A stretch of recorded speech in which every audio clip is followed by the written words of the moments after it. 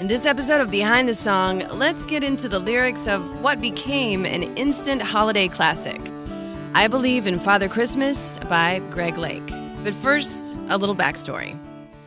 Lake embarked on his musical path when he was still just a teenager in Dorset, England, writing his first song when he was just 17 years old. He joined up with Robert Fripp to become a member of the highly influential King Crimson for 2 albums in the late 60s.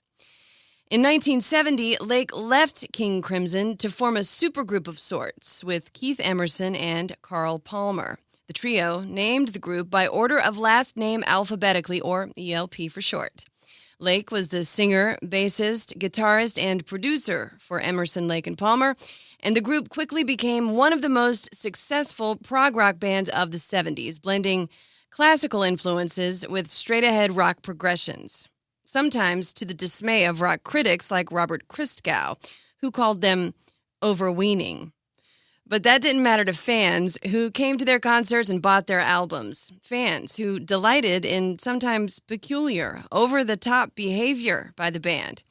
Carl Palmer brought his karate instructor on the road. Keith Emerson would at times stab his keyboard with knives during a concert. And Greg Lake was notorious for both chewing gum while singing, which is very hard to do, and for standing on a very expensive Persian rug while in concert, a rug that was worth 6,000 pounds and had its own roadie to look after it, a fellow named Magoo. By 1974, Emerson, Lake and Palmer had released 4 studio albums, one each year since forming in 1970, and had garnered worldwide chart success. As a result of all that success, they were also tax exiles in England, meaning they could only live there for a couple of months out of the year, and so the 3 split off to different places, to France, Switzerland, the Bahamas, and Canada. And it was during this break from ELP that Greg Lake started working on the music for what would become I Believe in Father Christmas. For the lyrics, he enlisted the help of his longtime collaborator, Peter Sinfield, a real bohemian type who came from an unconventional family. The only son of a single mother, a bohemian herself who lived life colorfully, especially at Christmas time, when he remembered the house being filled with extravagant people, festive and bright. Sinfield traveled around Europe as a youth, hanging around with other artists, selling art on the streets and writing poetry. And along the way, he learned to play guitar, and he eventually found himself in King Crimson with Greg Lake. The name King Crimson is actually credited to Sinfield, who admits that his contributions to the band were restricted to lyrics, production, lighting, and the fact that he was possessed of a certain imagination, since his singing and musical abilities were somewhat limited. But Sinfield made his mark on the music scene all the same, and went on to produce the debut album for Roxy Music, and continued to work with ELP, among other achievements over the years, including writing songs for both Celine Dion and Cher. But in late 1974, he answered the call from his friend Greg Lake to write lyrics for a song that would become a surprise hit just in time for the holidays.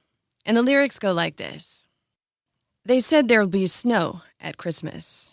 They said there'll be peace on earth. But instead it just kept on raining, a veil of tears for the virgin birth.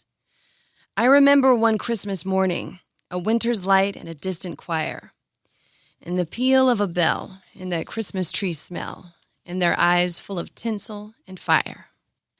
Greg Lake said that when he sat down to write the song, he didn't have a Christmas song in mind at all. It was written a few months before its release in November of 1975, when he and Sinfield were working together on other solo material of Lake's for the ELP Works double album. Lake said that he came to realize that the music he'd been working on for the song would work well with the melody for Jingle Bells over it. So Sinfield accepted the challenge, reaching back to those colorful Christmases past, growing up with his unconventional mother and the excitement he remembered as a child during the holidays. For his part, Lake says that he viewed the song to be a protest against the commercialization of Christmas, and how far the whole Christmas season had somehow gotten away from the things that make it special: family, warmth, and love. And the song continues. They sold me a dream at Christmas. They sold me a silent night. And they told me a fairy story, till I believed in the Israelite.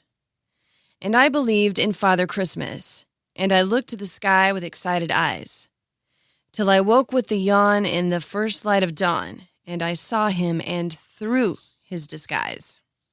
Lake said in interviews that he was afraid the song would be viewed as anti-religion when that wasn't the intention, that he and Sinfield were pointing out that the commercialized idea of Santa Claus or Kris Kringle or Father Christmas, depending on where in the world you lived, had eclipsed the deeper meaning of the season. And while it's not a religious song, it zeroes in on the myth of these Christmas characters, made up by industries wishing to sell their merchandise. Ultimately, Lake said that for him and for Sinfield, that feeling of Christmas time through the eyes of a child, lit up with wonder and happiness, was the essence of the holiday, a light in the dark of winter. And the song goes on. I wish you a hopeful Christmas. I wish you a brave new year. All anguish, pain, and sadness, leave your heart and let your road be clear. They said there'll be snow at Christmas. They said there'll be peace on earth. Hallelujah, Noel, be it heaven or hell. The Christmas we get, we deserve. Now that last line there, the Christmas we get, we deserve, serves to remind us that the Christmas season is ultimately what we make it to be, a time for faith or hope, for making time for loved ones and friends, or for getting wrapped up in things that are bought and sold. The choice is all ours. When this song was released as a solo single, it sold 13,000 copies within the first 2 days of its release, and it went to number 2 on the UK singles chart, kept from the top spot by nothing less than Queen's Bohemian Rhapsody, which went to number 1. Of that, Lake said that he didn't mind getting beaten by what he called the greatest record ever made.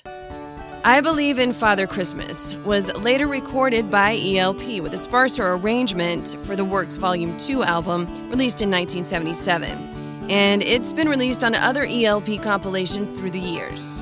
A pretty amazing video of the song was filmed and released for the single, with Greg Lake performing in the Sinai Desert in Egypt, surrounded by Bedouin tribesmen, and in the caves housing the Dead Sea Scrolls in the West Bank. That video has been restored and re-released for the 2020 holiday season in 4K. And the song continues to be played on the radio every year leading up to the Christmas holiday all over the world.